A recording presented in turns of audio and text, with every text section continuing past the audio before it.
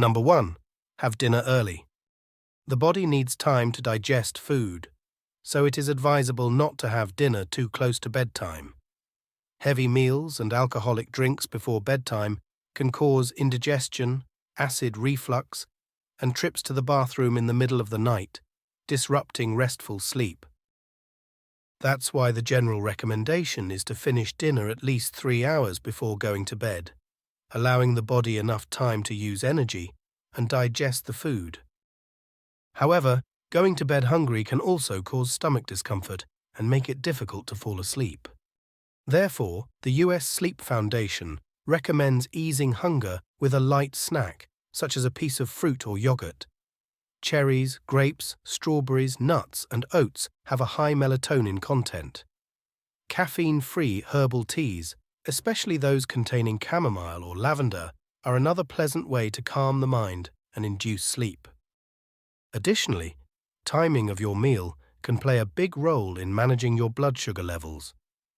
This is especially true in case of dinner time, which could be the deciding factor behind stable or uncontrolled glucose levels in people with diabetes. Experts say those who eat late dinner and consume too much carbohydrates around bedtime are at high risk of increased sugar levels and obesity. Eating late at night, having too many carbs for dinner, and not getting good sleep can make your blood sugar levels go up. People who do these things are at a higher risk of having increased sugar levels. Another factor that deserves to be taken into account is that eating earlier in the day can be a key factor in promoting weight loss.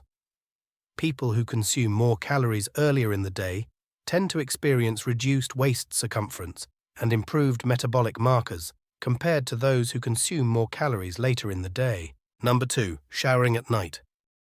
At night, your body goes through hormonal changes like producing melatonin to get ready for sleep. Also, your body temperature drops as it gets ready to rest. Consider taking a warm bath approximately an hour before going to bed. The body will warm up with the water and cool down quickly as the water evaporates, creating a sensation that will make you feel tired and relaxed.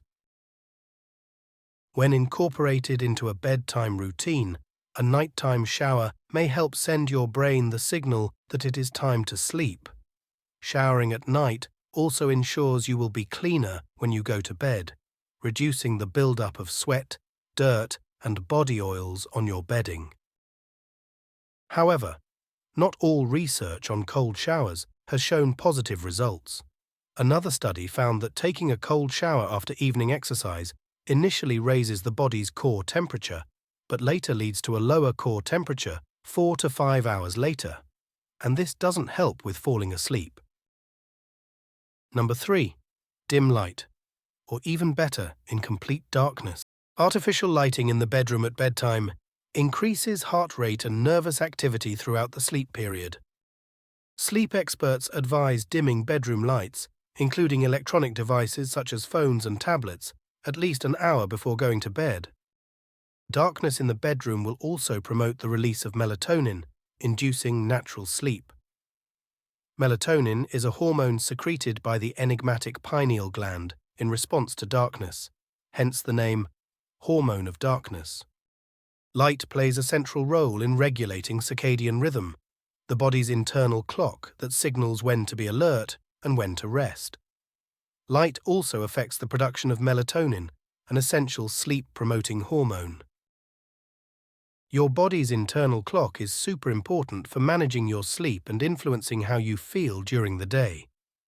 If this natural process gets messed up because of things like irregular sleep times or too much light at night, it can cause mood swings and even contribute to mental health issues such as depression or anxiety. Blackout curtains and blinds are an excellent solution for blocking out external light sources, such as streetlights or moonlight.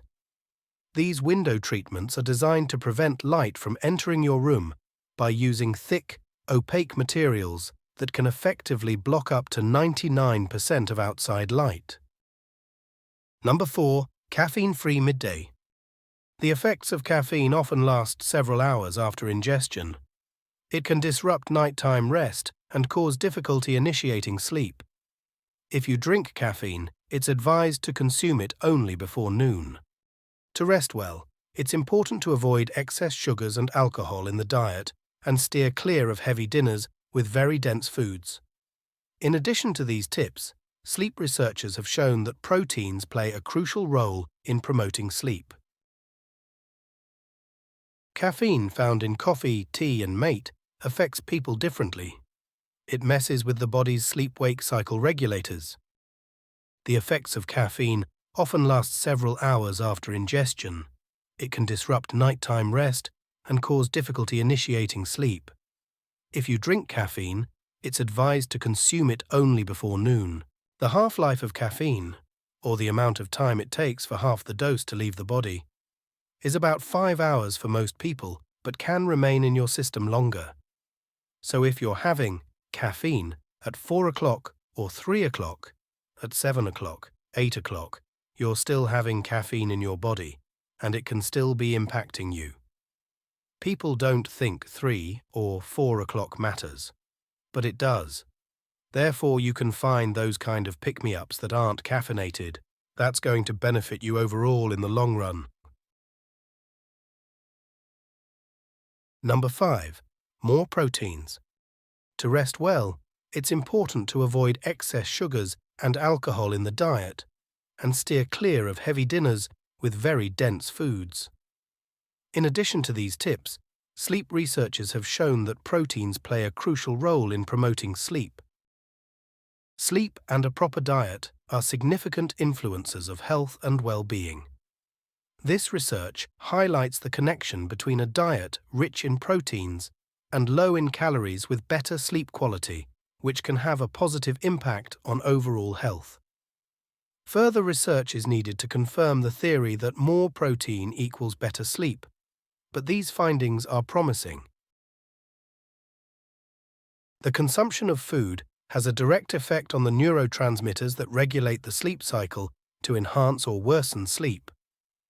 The neurotransmitters that are involved in the regulation of the sleep-wake cycle include serotonin, orexin, melanin-concentrating hormone, cholinergic, galanin, noradrenaline, and histamine.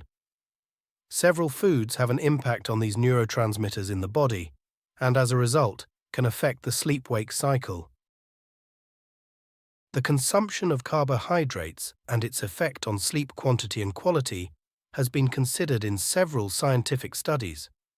It has been suggested that the consumption of a meal high in carbohydrates shortly before bedtime leads to an increase in rapid eye movement, REM sleep, with a reduction in light sleep and wakefulness.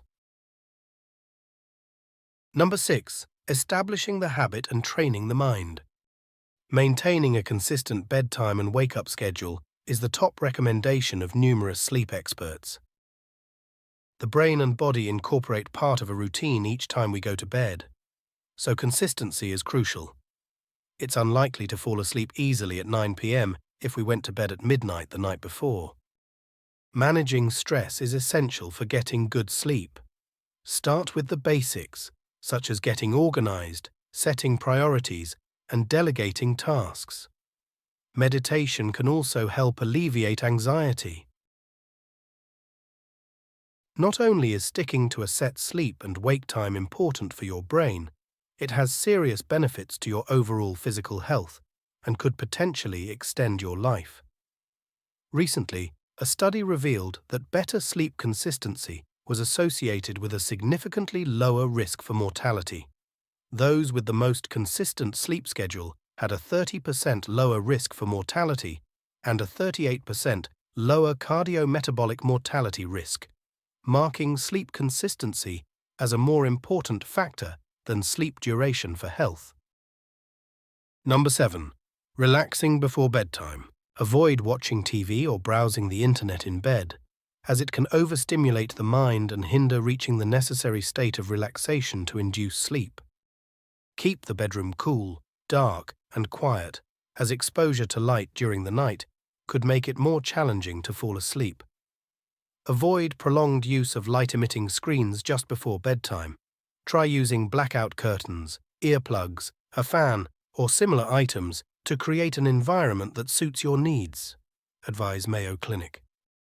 It's important to reserve the last 30 to 60 minutes before your bedtime for transition activities that will ready you for sleep. The best activities for winding down at night will depend on your personal preferences and needs. What's important is that you choose something that you find calming.